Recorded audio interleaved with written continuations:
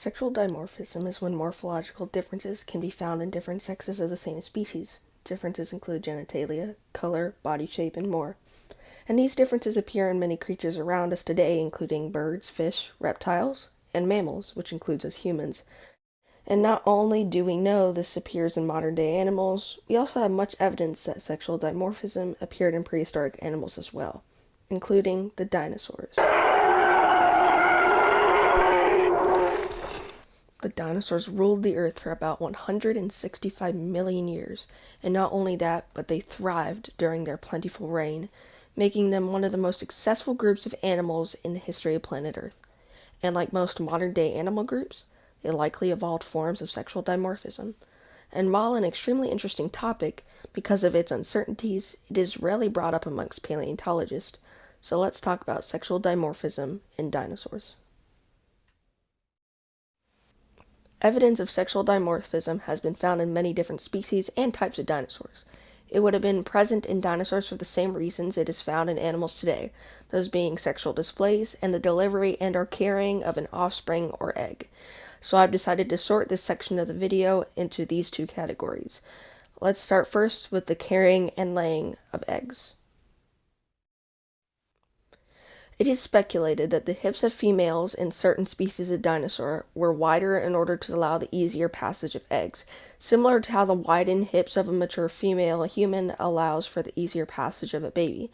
This feature would be found in species like the famous Tyrannosaurus and Dinochirus, due to the fact that they laid proportionally large eggs. Speaking of Tyrannosaurus, it is very likely that female T-Rexes were on average significantly larger than males, although the average size differences are unable to be determined.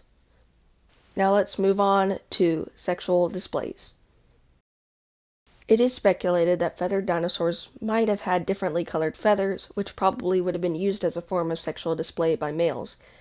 And, speaking of sexual display, many male dinosaurs adorned small head crest, not present in females, which would likely have been pigmented red during the mating season in order to attract said females.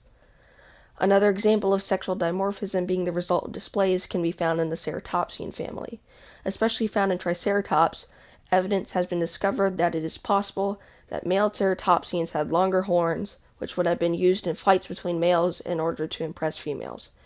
However, the presence of horns in females as well suggests that they were also used as a form of defense, probably against predators. There is also some small evidence that male hadrosaurs may have had differently shaped head crest depending on their sexes. Now, you may have noticed that all of these are just theories and uncertainties, and that is mostly because it is incredibly difficult to determine a dinosaur's gender for many reasons. One of those reasons is that many of the methods we have of determining the sex of a dinosaur are inaccurate. For example, the presence of medullary bones, which aid in the production of eggshells, define a female dinosaur, but these bones are only present when a female is soon to lay eggs. And you may assume that if a dinosaur is found nurturing a nest, then they are automatically assumed to be female, but that is not entirely true either, since there is much evidence suggesting that male dinosaurs looked after nests in certain species. The main reason for the difficulty of identifying dinosaur sexes is just simply the fossil record is just incomplete.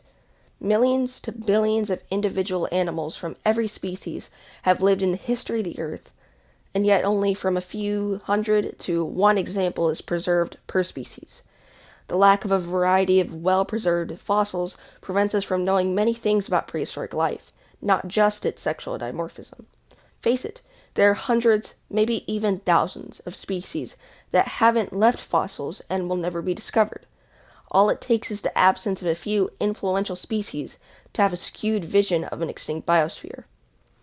As far as we know, dinosaurs might not even have had sexual dimorphism, and these differences in fossils of the same species may have been caused by something completely unrelated, like difficulties in fossilization, or even varying appearances amongst individuals like in humans today. This is the exact reason why so many things in paleontology are still argued about today. You see, we as humans like to think we know everything about all things, but we don't. Thanks for watching.